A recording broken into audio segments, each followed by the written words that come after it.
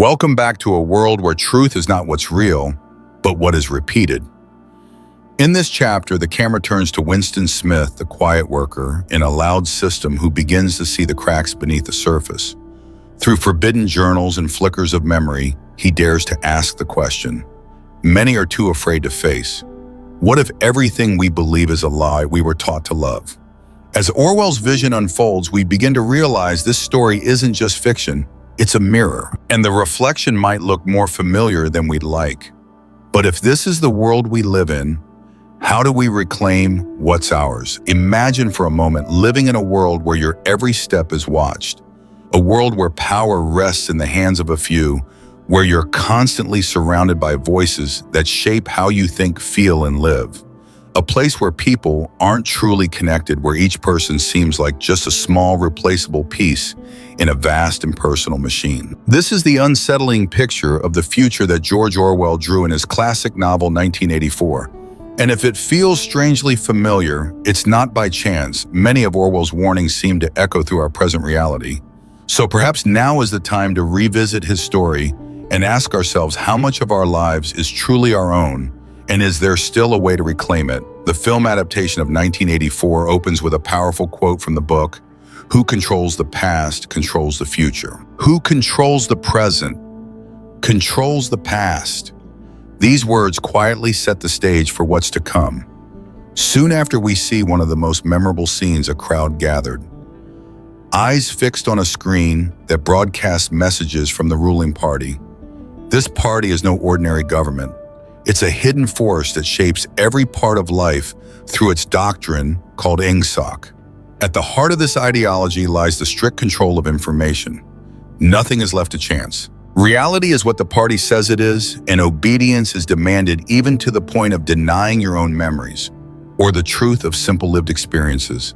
The screen presents a beautiful, idealized version of life in Oceania, a vast superstate that includes the Americas, Britain, Australia, and parts of Africa. But this perfection is only a mirage carefully crafted by those in power. This is when we're introduced to Big Brother, the ever-present symbol of authority, and to Goldstein, a man who dares to question the lies. He tries to open people's eyes, but his words are lost in a storm of shouting. The crowd doesn't want to listen. They've been taught to reject truth itself. As the tension builds, we see the crowd give the Ingsoc salute, a gesture borrowed from authoritarian regimes of the past.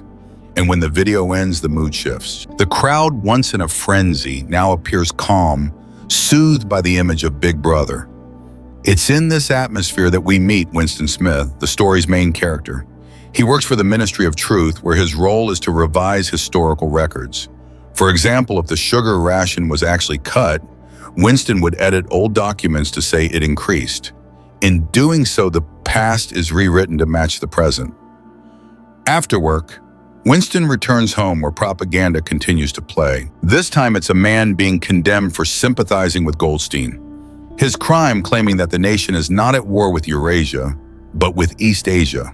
Instead, it's a detail that shouldn't matter. But in this world, it matters deeply, because controlling truth, especially about enemies, is how Big Brother keeps power.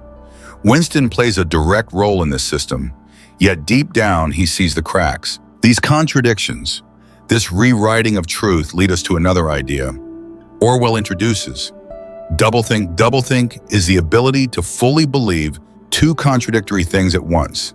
In 1984, one such belief is that the party supports democracy while also holding that democracy is impossible. Both are accepted without question.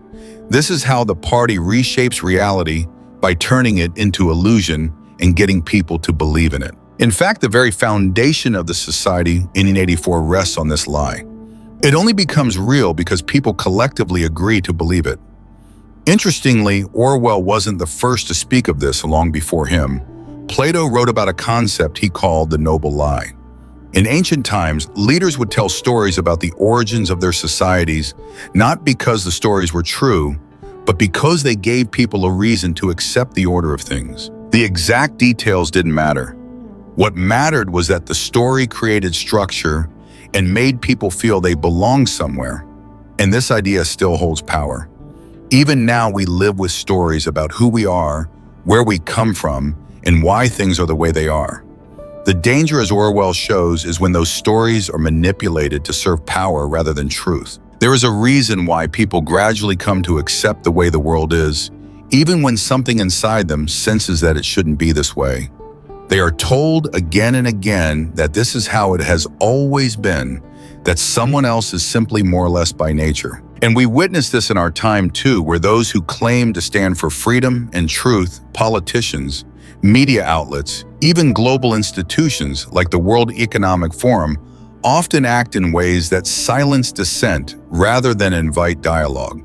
You've likely seen it, the loudest voices calling for health or unity are often the very ones profiting most from division or disorder. This paradox exists because many of the systems we live within rest on what sociologists call the habitus, a kind of shared unspoken agreement about how society operates.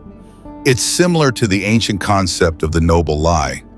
Plato described a myth that, even if not true, helps keep the order in place. But the habitus runs deeper.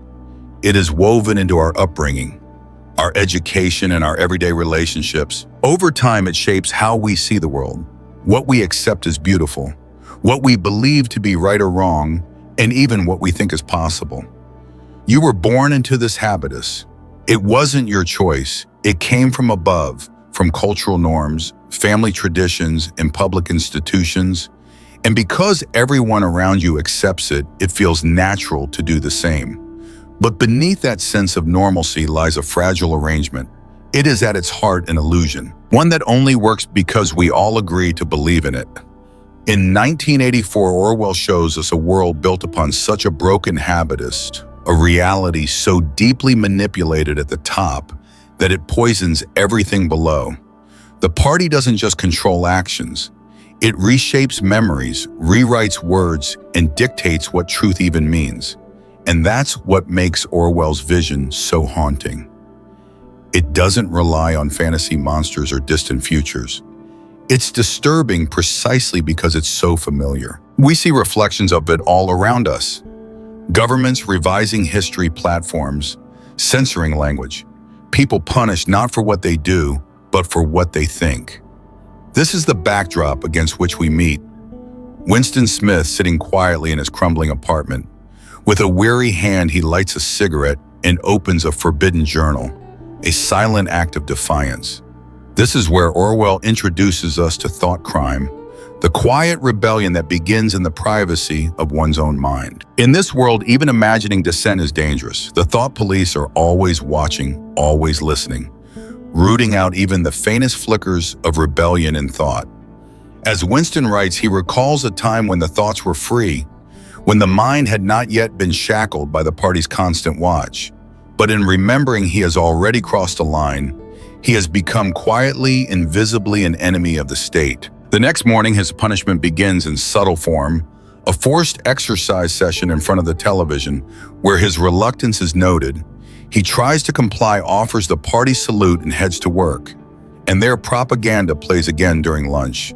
But Winston's attention drifts to a young woman staring at him silently from across the room. Later, as he eats, a colleague praises the new party dictionary.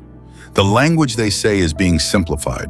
Words are being erased. This newspeak is designed to shrink thought itself, making rebellion not just forbidden, but unthinkable. If the words to describe freedom no longer exist, how can one even imagine it? Back at his post in the Ministry of Truth, Winston continues his assigned task, rewriting the past. This time, he must perform an act called unpersoning, erasing someone completely from historical records, as if they had never lived. Their name, their image, their existence, all replaced. This is not fiction pulled from fantasy.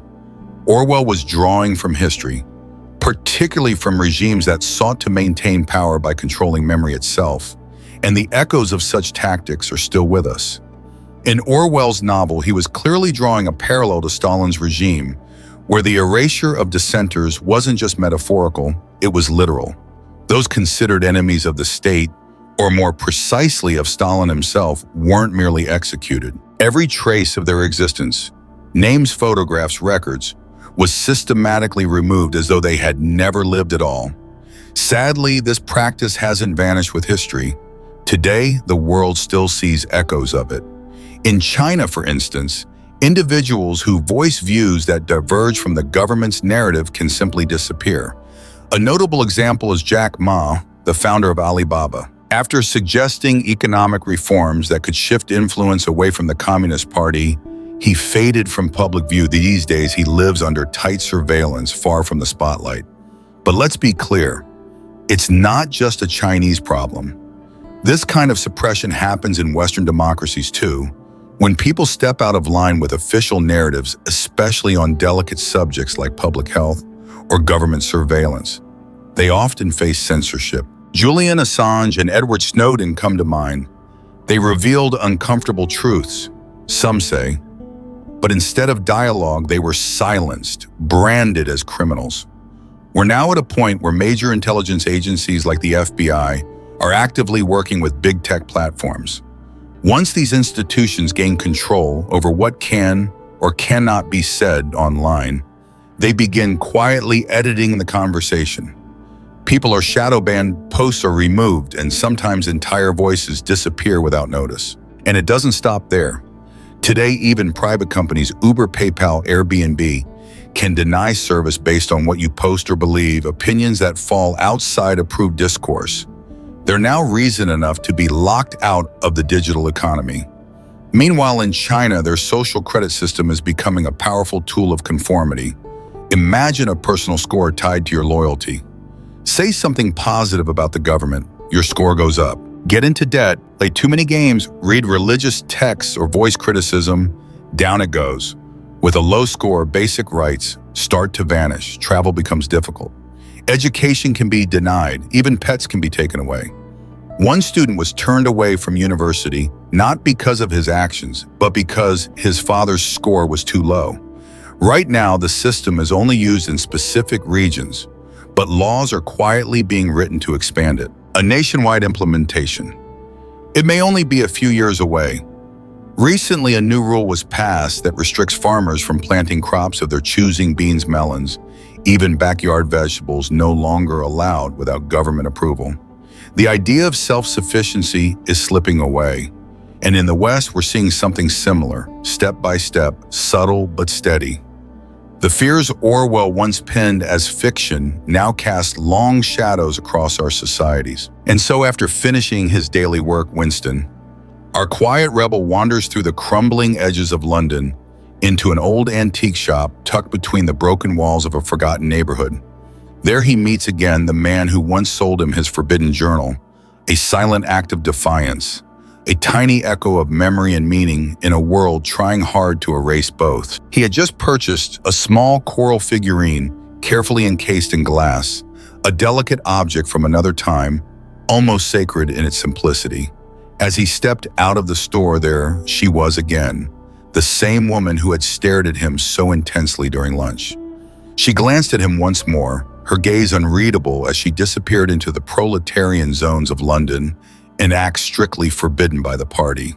The thought that she could be a spy sent to betray him crossed his mind. In a moment of silent panic, Winston even considered the unthinkable ending, her life before she could end his.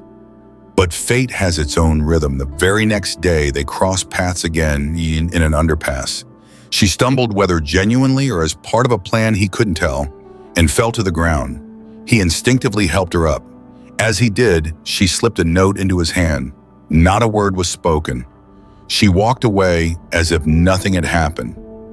Later at work, Winston unfolded the note. Just 3 words, I love you.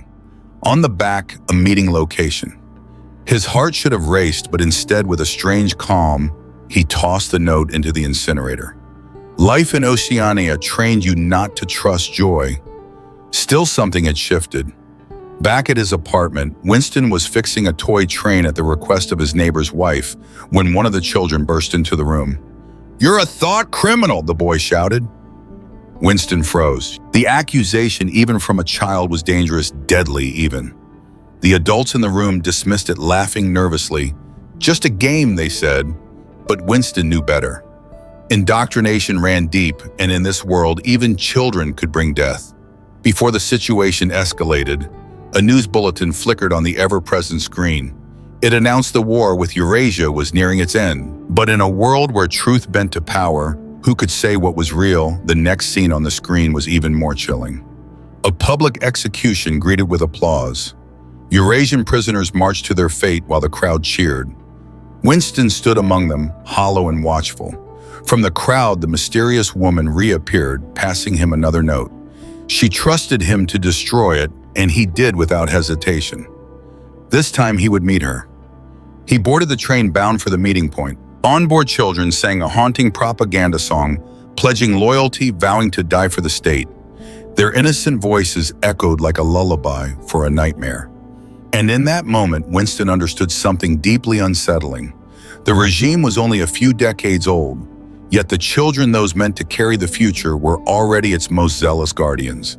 In the book, Winston would later reflect that the youth had become the fiercest supporters of Big Brother. The older generation, those who remembered the world before, were fading. One day, people like him would vanish, and with them, the last traces of truth. It was a terrifying thought. When Winston stepped off the train, nature greeted him for the first time in what felt like ages. The forest stood in stark contrast to the grim industrial world of Oceania. Here among trees and earth, the air felt different. Like freedom might still be possible, but freedom like peace was fragile. A twig snapped behind him. He turned. It was her. She had been following him the whole time. They made their way to the hidden spot, alone now, far from the surveillance of telescreens. Winston dared to speak honestly. She confessed she had done this before with many men. Her rebellion wasn't new. Winston, suddenly filled with a dark clarity, said the words he hadn't allowed himself to think aloud. I hate purity. I hate goodness. I don't want virtue to exist anywhere. I want everyone corrupt. In that broken confession, we saw not just a man, but a soul battered by tyranny, so deeply wounded that even virtue had come to feel like betrayal. Well, I ought to suit you then, she replied with a quiet grin. Winston's desire for corruption wasn't born out of malice. It was a reaction, a deeply human response to the suffocating control that surrounded him. In a world where everything deemed good by the ruling party was distorted beyond recognition, Winston's yearning is simply to reject the falsehoods that masked as truth. The sad irony is that many of the things Winston considered perverse or dangerous were in truth just ordinary aspects of life. Friendship, love, curiosity. But in Oceania, those things posed a threat to power, and so they were outlawed. It was a method of rule: keep people poor, uninformed, and weary, and they will be far easier to manage. Real education and the chance for economic stability, those are the true enemies of Big Brother. Because you see, the goal was never enlightenment. It was never the salvation of the soul. It was control. The more deeply someone embraced the party's ideology, the more thoroughly their spirit could be corrupted. And Orwell understood this with chilling precision. As he wrote, every record has been destroyed or falsified, every book rewritten, every picture repainted, every statue and street renamed, every date answered. And the process is continuing day by day and minute by minute. History has stopped. Nothing exists except an endless present in which the party is always right.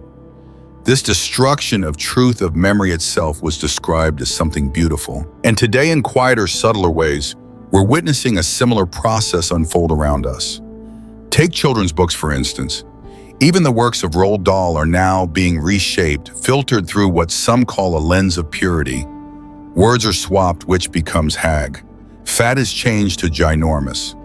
Black person becomes dark, and clown men are now clown people. Whole paragraphs are rewritten to eliminate what's now labeled as wrong think. And it's not just happening in children's literature. This cultural sanitization is spreading across genres. Roald Dahl's books may simply be the most visible example, but the concern doesn't end with words. We're also seeing transformation through economic levers, ones that many of us have quietly endured for decades. The last 40 years have brought a slow and steady rise in inequality. By 2019, the world's 26 richest individuals held more wealth than the poorest half of the planet. Then came COVID-19, and with it, the greatest wealth transfer in modern history. To grasp how dramatic this shift was, consider this: in early 2020, Before the pandemic began, billionaires owned roughly 2% of all global wealth, at least by publicly available data. 1 year later, that figure had jumped to 35%. In just 12 months, 15% of the planet's entire wealth moved into the hands of a tiny, already wealthy few. And for the rest, it became harder to breathe, harder to afford groceries, harder to imagine a future with homeownership, savings, or independence. We began to live in a cycle, working harder for less, while everything around us grew more expensive. Wages stood still, costs soared, and in the middle of this pressure, a new plan was announced: the Great Reset, the World Economic Forum. The architects behind this proposal present themselves as global visionaries. Their circle includes political leaders, aristocratic families, giants like BlackRock, the largest banks and pharmaceutical companies, and a roster of media and celebrity icons. But there is no vote, no choice, just influence. And with that influence, they shape the world, not always visibly, but deeply. Quietly, there exists a private organization largely unknown to many that quietly gathers some of the most powerful individuals across the globe. These individuals help shape agendas and policies that eventually filter down through institutions like the United Nations, the World Bank, the IMF, and even national governments. Strikingly, this organization operates without a public vote, and yet its influence spans not only across Western nations, but reaches deep into countries like Russia and China as well. When this group introduced a bold vision called the Great Reset, it was more than just a policy shift. It signaled a pivotal moment in modern history. Klaus Schwab, the figure at the helm of this initiative, described it as a unique window of opportunity to reshape our world. He added with conviction, "I see the need for action. I see the need for a great reset." Part of this vision included making the world more environmentally friendly and carbon neutral. At first glance, the idea sounds commendable, but what did it actually entail? In practice, many Western governments began implementing these policies swiftly and with considerable force. For example, Europe saw ambitious targets like cutting nitrogen and ammonia emissions by 50%. While the goal may sound noble, the burden fell disproportionately on farmers, especially those whose livestock naturally produce ammonia. As a result, many farmers were forced to reduce their herds by 30%, leading to a wave of bankruptcies across the agricultural sector. Curiously, these strict regulations didn't seem to apply to industries like aviation, which also have significant environmental footprints. So when farmers began to protest across Europe, their voices were initially dismissed. They were labeled as radicals, as if their frustrations were unfounded. But as the demonstrations gained strength and spread across nations, the response became more severe. In the Netherlands, for instance, laws were quietly altered to grant legal immunity to police officers who used deadly force against protesters. And while the media largely avoided coverage of this crackdown, many couldn't help but wonder why the government responded this way. Behind the scenes, there was growing suspicion that the World Economic Forum was influencing national policies. However, when outlets like Reuters claimed there was no evidence of collaboration, it raised even more questions, especially considering that Reuters had partnered with the Forum for exclusive content distribution.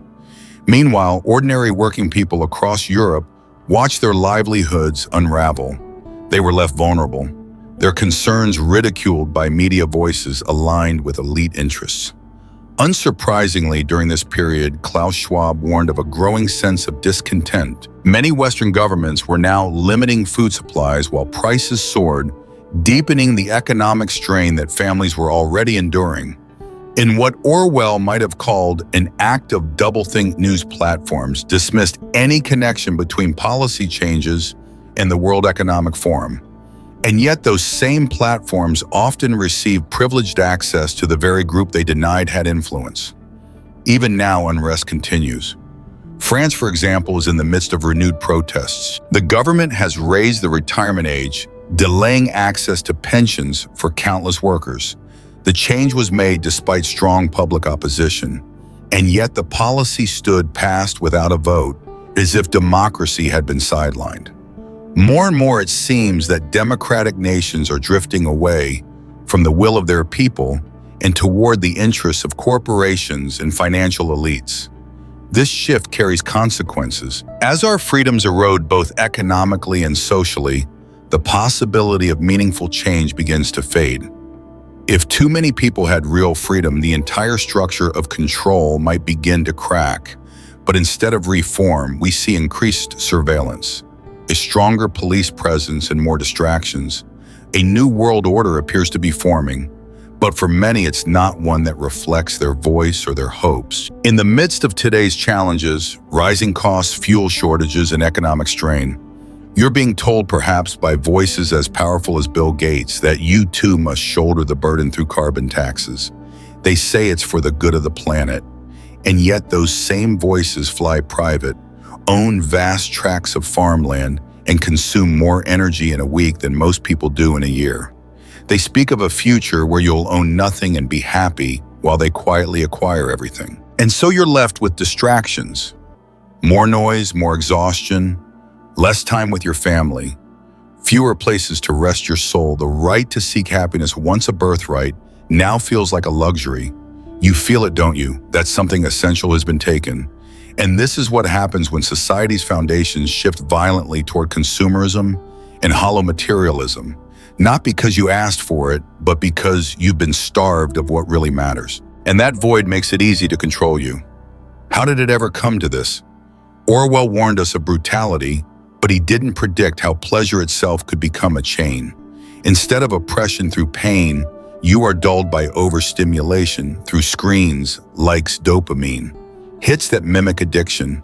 You scroll not because you want to, but because you're trained to. Big tech knows exactly how to hold your gaze, how to drain your hours. Facebook, TikTok, they've turned attention into currency, and you're paying the price with your presence. And while you scroll, a deeper damage is done. The illusion of community grows while real connections wither. You build bonds with streamers you'll never meet, while your neighbors become strangers. The news that reaches you is filtered, edited, softened until it's meaningless.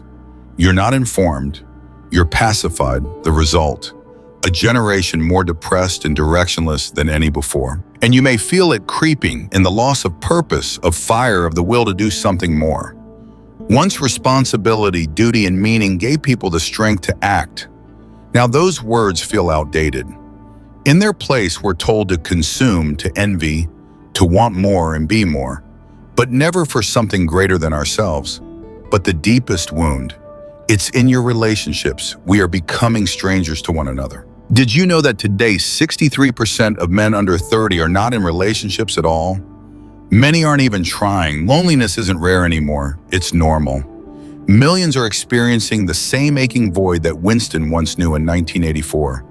But before we move further, let me share something I've been working on. Because maybe like so many others, you've been living under the weight of quiet lies. Lies that told you who to be, what to want, and how to live. Lies that drained your passion, stole your sense of purpose, and left you isolated in a noisy world. It's time for something different. Not another trendy fix, not another empty slogan. I'm talking about a return to something real. Community, clarity, and values rooted in thousands of years of wisdom, carefully condensed, simple to follow, and written for you. Not for profit, not to sell you anything, but to help you take back your life.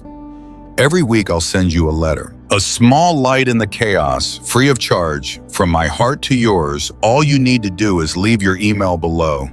And now we return to Winston and Julia. They've come to know each other better. And for a fleeting moment, they find a space of quiet, an old antique shop tucked away from the ever-watchful eyes. There they dare to be human again, to feel, to touch, to love, even if the world forbids it. And only now, after all this time, does she finally tell him her name, Julia. In that brief moment of peace, Winston and Julia allow themselves to relax. For once, they can simply be away from the harsh gaze of the party. They savor small indulgences. Real chocolate, rich coffee, delicacies Julia had managed to sneak from the inner circle. For a time, their quiet rebellion seems to work. It brings them something rare in their world, joy.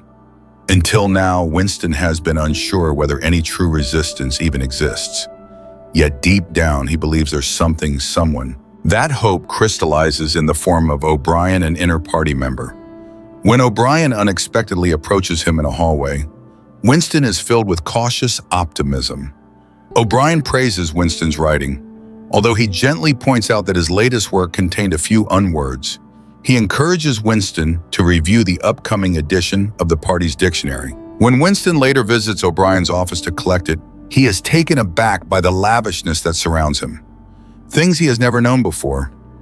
O'Brien offers him real wine, something Winston has never even tasted. More astonishingly, O'Brien turns off the ever-present telescreen.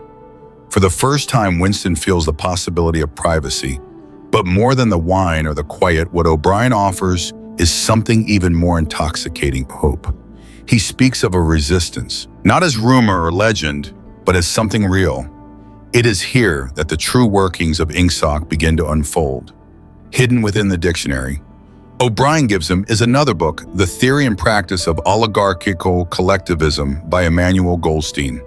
To Winston, this is not just a book, it is a revelation.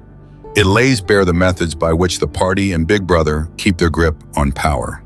Much of it confirms what Winston had long suspected, but it goes further, shedding light on the world's deeper political machinery. In Orwell's imagined world of 1984, three vast superstates dominate the planet Oceania, which includes the Americas, the UK, South Africa. Eurasia, a successor of the Soviet Union controlling parts of Europe and Asia, and Eastasia, born from China, holding sway over the Far East. These powers are locked in perpetual war alliances, shifting like the wind. But the war isn't meant to be won. Each state already has enough to meet the basic needs of its citizens. Their ideologies, neo-Bolshevism, self-erasure, and Ingsoc, are not as different as they appear. They serve one function: control. The wars then are a stage, a tool to drain resources, sow fear, and justify endless oppression. Orwell wasn't just imagining a dystopia, he was illustrating a dead end. A world where no progress is possible because all motion is channeled back into preserving power. Later, Winston learns that Oceania has once again changed enemies. Now Eastasia is the adversary and Eurasia the ally. Nothing else shifts, no one questions it. It's just more doublethink, more illusions. The people accept it, not because it makes sense, but because they've been trained not to notice the contradictions. And here the lines between Orwell's fiction and our own world begin to blur. We see the same patterns: secretive families, powerful organizations, and global summits shaping the lives of ordinary people.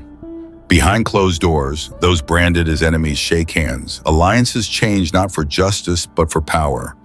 And as we follow these changes without question, we must ask ourselves, why? Why do we accept these shifting truths? Where do these forces come from? Why does Big Brother exist? To understand this, we must look to the roots of government itself. One of the first to explore this was Thomas Hobbes, a philosopher shaped by the violence of the English Civil War. In his book Leviathan, he reflected on a time when society was torn apart and people lived in fear of one another. Life, he wrote, was nasty, brutish, and short. From this chaos, Hobbes imagined that people willingly gave up some freedom in exchange for peace, accepting the rule of a sovereign in order to survive. During that chaotic period, public executions and beheadings were sadly commonplace. The violence was raw and unrelenting, and it was within this atmosphere of fear and disorder that Thomas Hobbes found inspiration for his reflections on governance. In his influential work, he began by addressing the nature of humanity and the realities of primitive life. Long before civilizations rose, human beings lived in tribal settings, constantly on guard, surrounded by dangers. Hobbes famously described such a life as nasty, brutish, and short. Without established laws or social structure, people were gripped by a continuous fear of death. Progress was nearly impossible, not because people lacked intelligence, but because they were either too frightened of one another or too consumed by the daily struggle to survive. Society as we now understand it simply didn't exist. There was no cohesion, no legal framework, and no shared cultural fabric. This persistent fear became the very foundation upon which the first societies were built. To escape the exhausting burden of survival, Individuals eventually chose to relinquish personal claims and live under a single powerful ruler. For Hobbes, this arrangement represented the most efficient form of governance, a sovereign state where one leader maintained peace and order. Only then, he reasoned, can the lives of all truly improve. However, Hobbes's vision only holds when that ruler is wise, virtuous, and genuinely committed to the well-being of the people. Unfortunately, as seen in Orwell's 1984 and in some forms of modern oligarchy, this ideal often fails. These regimes are not led by benevolent figures, but by systems obsessed with control and power. Still, Hobbes was right about one thing. When leadership does exist, benevolent or not, it shapes the culture beneath it. The values and behaviors of those at the top inevitably influence everyone else. And this is where the idea of the habitus comes into play. The habitus is a kind of unwritten code, a cultural framework that subtly shapes how people think, feel, and act. Though it evolves with time and context, it always reflects the values of those who lead. In a healthy society, the habitus is built around ideals like freedom, responsibility, virtue, and discipline, values upheld by the most respected members of the community. These values then filter through all layers of society, shaping our sense of what is good, meaningful, and honorable. Sociologists often use the concept of habitus to explain how a society functions beneath the surface. Much of what we do, how we dress, speak, and even love is shaped not by conscious thought, but by habits we've absorbed over time. The French philosopher Pierre Bourdieu, who helped popularize this idea, often compared it to sports. In football, for example, we all play by rules. We rarely stop to question, and yet without those rules, the game would quickly fall apart. Society works much the same way. That's why the Renaissance was such a remarkable period. A new habitus began to form in Europe, one that emphasized creativity, discipline, moral clarity, and beauty. It was a cultural shift that brought forth some of history's greatest works and thinkers. But what happens when those guiding values begin to erode? What happens when the cultural code, our habitus, becomes distorted? To see the answer, we need only to look around today's societal role. Models often reflect not wisdom, balance, or depth of character, but wealth, image, and influence. The heroes of our age are not philosophers or artists, but influencers and moguls. And this speaks volumes. This decline isn't accidental. It stems from a system where greed and power have saturated every level of life. It's not just capitalism we're facing. It's a form of crony corporatism, a kind of elite-run socialism where benefits flow upwards, not to the many, but to the very few. In such a system, values are warped. The European model of a well-rounded life, one that treasures inner character, personal growth, and community, has faded into the background. And so the question remains, what kind of culture are we building, and what kind of people are we becoming within it? In today's Western world, it seems we've forgotten how to see beyond the surface. More and more, a person's worth is measured not by character or contribution, but by appearances, by status, image, and wealth. This explains why we see so many so-called gurus rise to fame, online figures like Grant Cardone, London Real, and the flashy preachers of newly emerged megachurches. These personas thrive because millions have been conditioned to equate self-worth with money and fame alone. It wasn't always this way.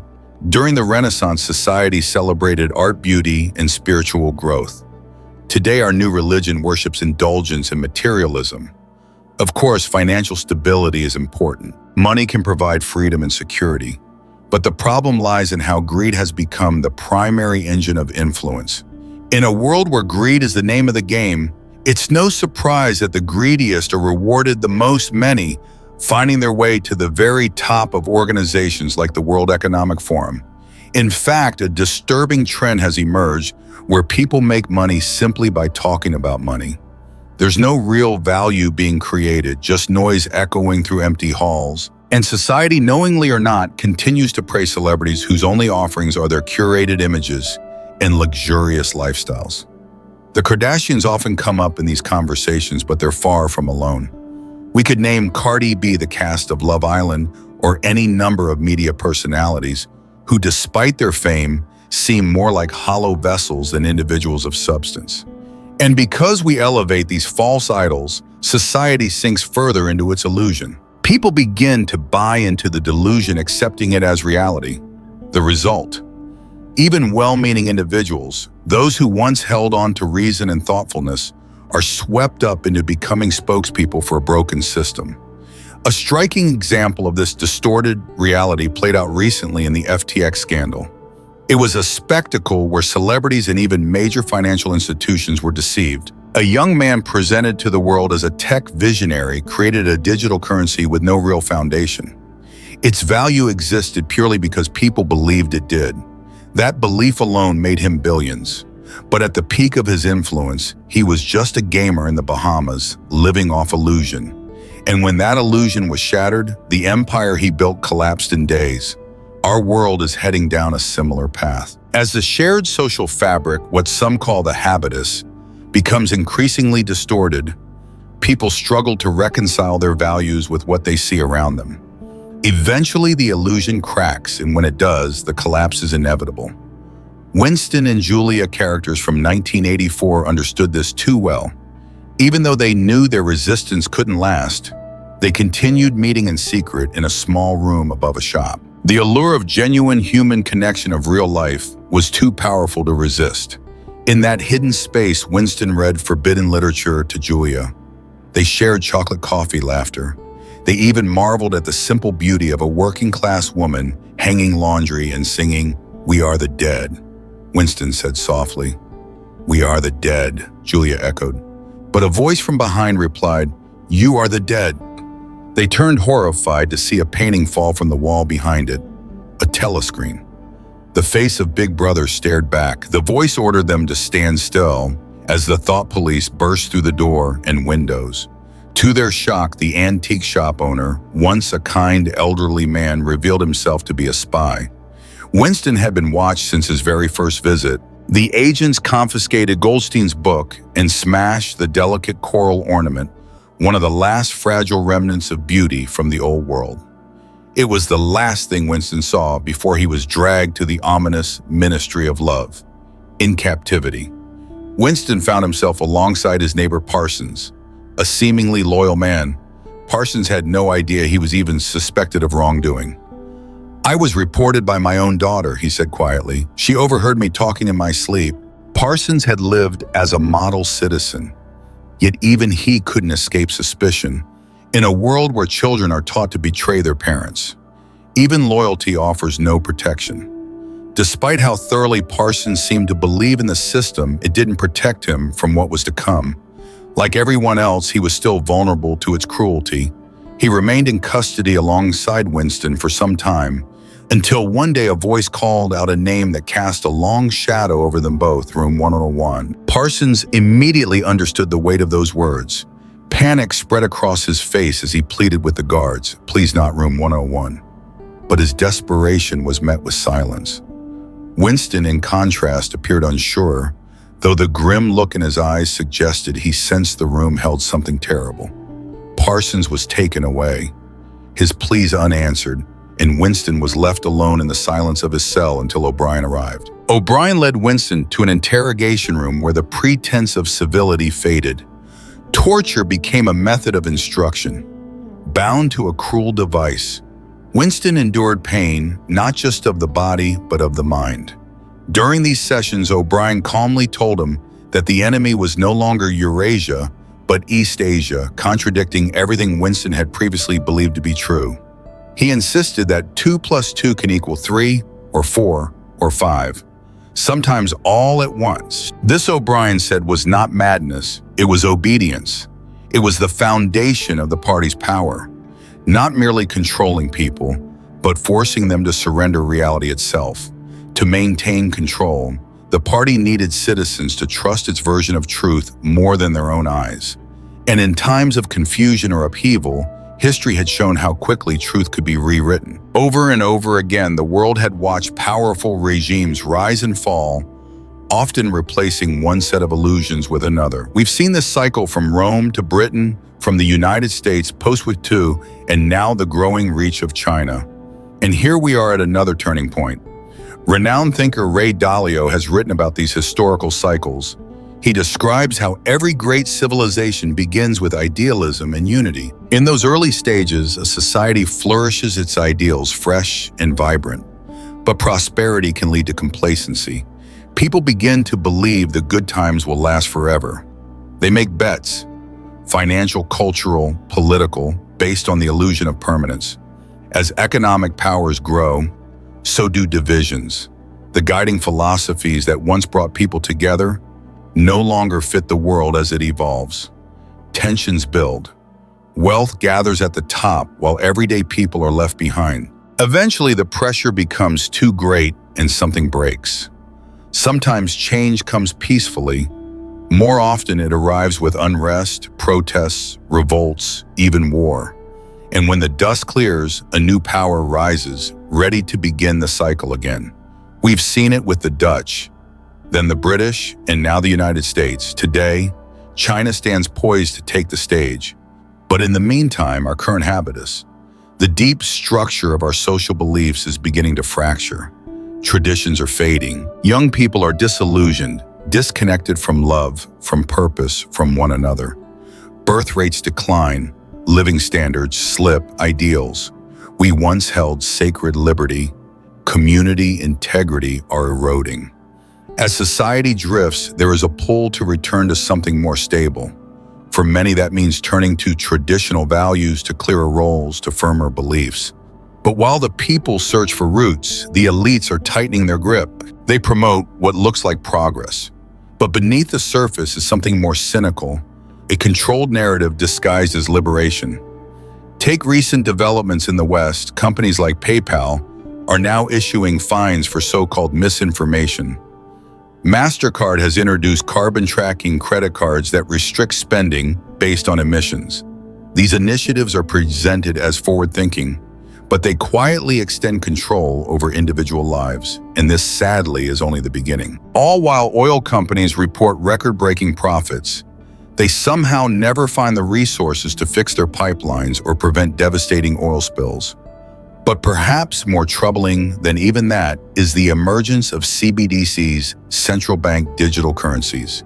These are being presented as innovations, but for many they represent one of the most unsettling forms of financial control we've yet encountered. If corporations and financial institutions succeed in normalizing this system, it may ultimately give governments and banks unprecedented access to and control over our lives. In the UK, for example, digital accounts tied directly to the Bank of England are already being envisioned. With CBDCs, every transaction can be tracked, and with the press of a button, your ability to access your money could be denied just for saying something deemed wrong. A frightening level of dependency handed over in silence. This development is partly a response to the rise of cryptocurrency. While it's true that the crypto space has attracted its share of fraudsters, it also represents something powerful, the ability to move value outside the state's grasp. And for those who seek tighter control over society, that's a threat they cannot tolerate. Now Orwell's 1984 showed us a future where control was absolute, where truth itself was reshaped at will. It may seem distant, but the seeds of that world have already been planted in ours. The techniques may differ. We may not see open torture or televised indoctrination, but through subtle shifts in values, language, and systems, we are being gently folded into the same outcome: quiet, total submission. This is exactly why Winston's story is so disturbing. During his captivity, he begins to lose touch with reality. Under O'Brien's psychological manipulation, he imagines himself in a field, hearing gentle words. "You're one of us," says O'Brien. Winston, lost in confusion, responds, "I love you." But O'Brien's face morphs into Julia's. The last trace of his resistance lives in that hallucination. He still loves, he still remembers, but the moment shatters. Julia is shot. Winston wakes up alone, whispering to himself in a cell that no longer feels like a prison, because now the prison is inside him. When O'Brien reappears, he asks, "What do you think of Big Brother?" "I hate him," Winston replies, but O'Brien shakes his head. "It's not enough to obey. You must love him." And so Winston is taken to room 101. Room 101 is not just a place, it is a final frontier, a room designed with one purpose, to break the soul. Inside each person's deepest fear awaits them. For Winston, it is rats of terror rooted in childhood trauma. O'Brien, knowing this, straps a cage filled with rats to Winston's face. He opens one side of the door. The rats begin to move just inches away. This is the moment that changes everything. After months, perhaps years of pain and fear, Winston breaks. He screams the only words that can save him. "Do it to Julia, not me, do it to her." With those words, the last part of Winston dies. He has betrayed the only person he loved. And O'Brien, satisfied, knows his job is done. Sometime later, Winston is released. He sits alone at the Chestnut Tree Cafe, staring blankly at a chessboard. Julia joins him, but they are no longer who they were. The spark is gone. The rebellion within them has been extinguished. They speak like strangers, if they speak at all. As Julia stands to leave, she mutters, "You must mate again." Winston replies quietly, "Yes, we must." Later, we see Winston on public television. His eyes are dull. He confesses to crimes real and imagined. "I poisoned the water." He says, "I guided rocket bombs to Asteroid 1 using coded signals."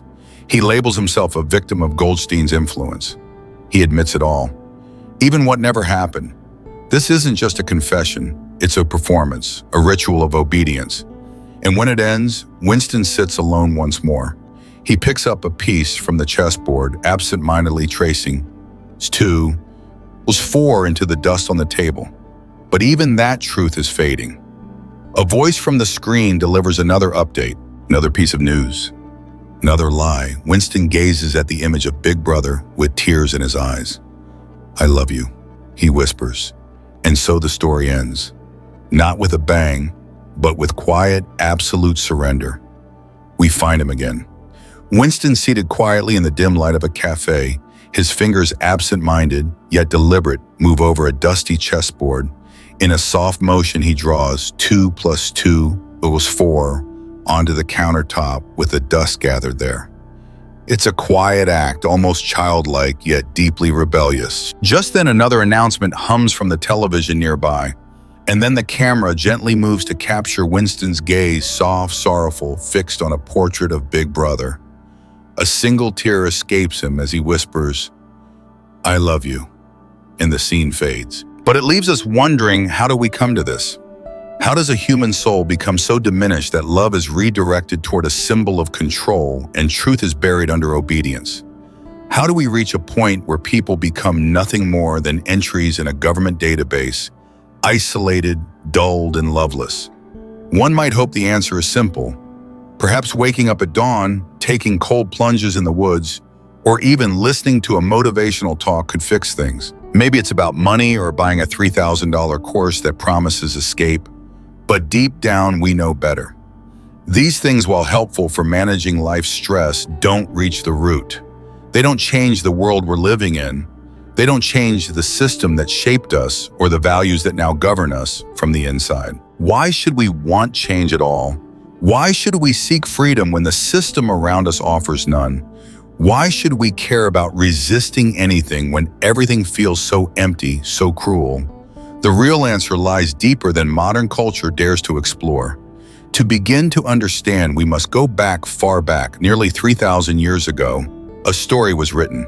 Not just any story, but a story that has transcended time, belief, and culture, the Book of Job. Job, a man of prosperity and virtue, becomes the center of a divine wager.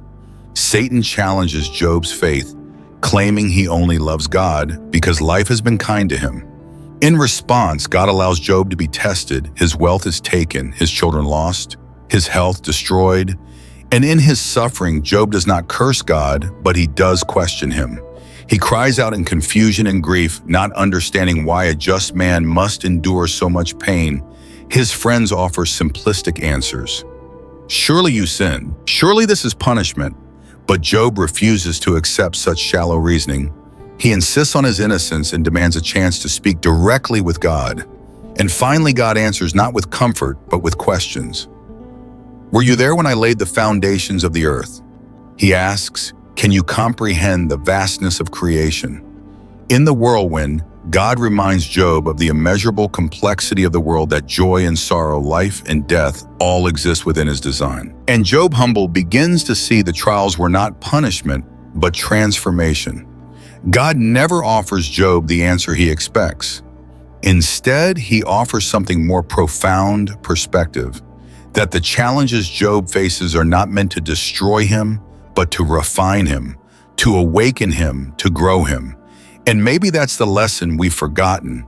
The discomfort we face, be it loneliness, repression, or despair, is not always a sign that life is broken. It may be the whisper of growth, the tug of consciousness urging us to become more than passive victims of the systems around us. Because in the end, the greatest rebellion isn't loud or violent, it's awakening. It's becoming truly aware of the world and of ourselves. That was Job's journey, and perhaps in our own quiet way, it must be ours too. Just like it is for us. You see, I'm not speaking from a place of religious dogma, but from a deeply human place. Those painful parts of nature and society, what some say God created, are only truly visible once we become conscious. Think of Job. He became aware of his loss, his family, his fortune, the life he could have lived, and from that awareness came suffering. It's this consciousness that sharpens pain. And when we drift through life unconsciously, like animals, we exist only in the present. We don't question. We don't feel the full weight of our reality. But the moment we awaken, when consciousness blossoms in us, we also become aware of the shadows, the certainty of death, the depth of suffering, and the brokenness of the world. It's no wonder we often crave numbness. We run toward distraction, toward comfort, toward anything that spares us from reflection, instant gratification, shallow pleasures, the refusal to grow up, addiction to screens, to alcohol, to forgetfulness. These become our refuge. But Carl Jung offered a different path. He believed the book of Job holds a profound truth for us to escape the horrors of life. We must not shut our eyes. We must become more conscious. That is the way forward, because the more aware we become of reality, even in its darkness, the more we rise above it. The burdens we carry, the trials we face, they're not punishment. They're the process through which we become whole, to live well, to be kind, to raise a healthy society. We must walk through these hardships. We must be present, and we must be thoughtful. We must see the evil for what it is and still choose to respond with strength, to endure the ugliness of our times, to resist the lies of the powerful, to bear witness to the decay around us. That's not easy, but it is necessary. We cannot run from it. We shouldn't. Pain, confusion, nihilism, they are all part of what our world throws at us. As Jung said so clearly, that which you most need will be found where you least want to look. So instead of following your bliss, as today's culture often suggests, perhaps it's time to follow your blisters. Growth lives in those hard places. And with this new understanding, Job came to see that God, the spirit of order, evolution, and growth, was not cruel. He was building strength through suffering. What seemed like a religious tale became in truth a mirror held up to the journey of humankind. That's why this text has survived centuries. It's not about a man named Job. It's about us. It's about the human spirit's potential. God in this story becomes the symbol of meaning itself, of growth, of what stirs human culture to rise above despair across all religions. God isn't just a ruler. He's the life breath of a society's highest ideals. Now, I'm not asking you to become religious. What I'm asking is that you consider the spiritual truth here, which transcends theology. This story is a quiet guide for navigating the oppressive structures of our modern world. It's a reminder of your mind's power, of your conscience, of your ability to decide what matters. And this is where prayer in its deepest form comes in. Not the kind where you ask and expect something in return. Prayer isn't a vending machine. True prayer is saying, here's my struggle, and then becoming the kind of person who rises to meet it. It's transformation in action, and that is where real change begins. This is how we resist the metaphorical big brother of our age. Not just by rebelling, but by reclaiming our inner dignity, by choosing integrity, by becoming deeply, quietly, fully ourselves. There was a time, especially in the early days of America, when individual dignity was sacred. Now, though that idea is under threat, as Oscar Wilde once wrote, most people are other people, their thoughts are someone else's opinions, their lives a mimicry, their passions a quotation. And that's why the message today is simple. Trust yourself. Stand apart from the noise.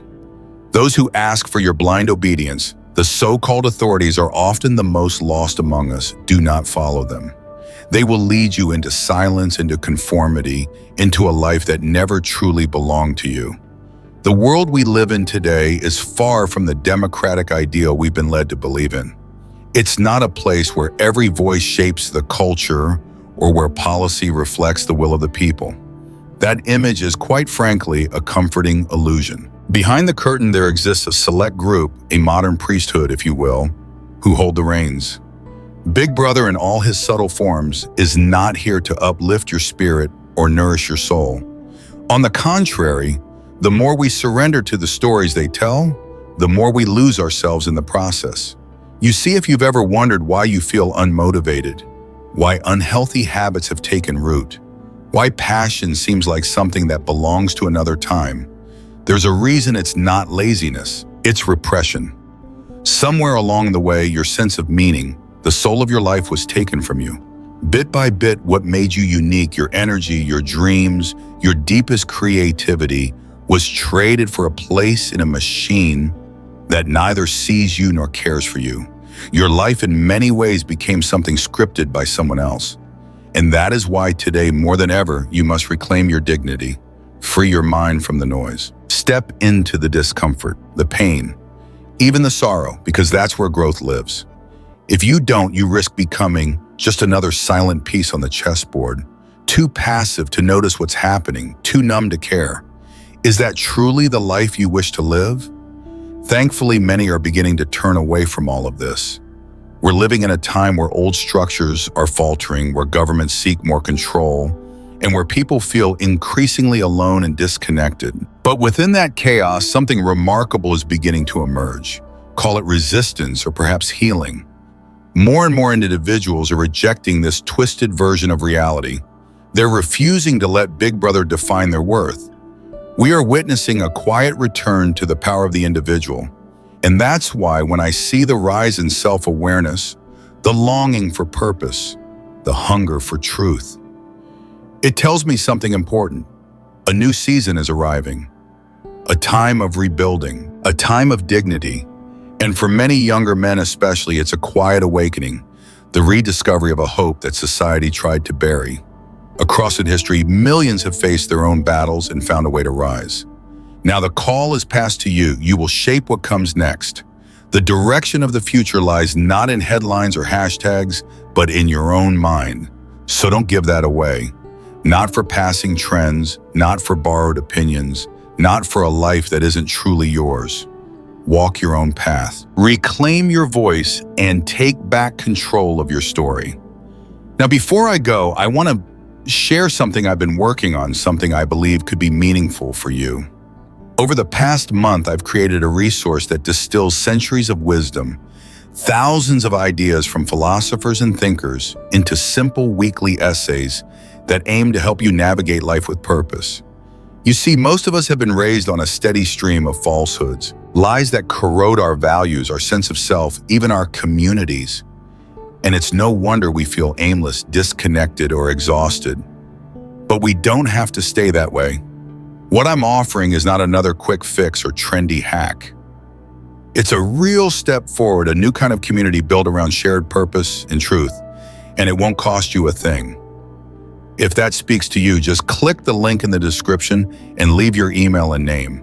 I'll be sending out these reflections each week. I hope they bring clarity, encouragement, and maybe even a little peace to your journey. You are not alone, and your life still holds so much meaning. Winston's journey is no longer about escape, it's about awakening. In a world designed to make you forget who you are, remembering is the most radical act and perhaps the deepest truth. Orwell leaves us is this: you are not powerless, you are not alone. If this chapter sparks something in you, leave a comment below. What does freedom mean in your life today? Don't forget to subscribe and share this series with someone who needs it. And in the next episode, we step deeper into the shadows, into Room 101, where fear becomes a weapon and love is put to the ultimate test. Let's keep questioning together.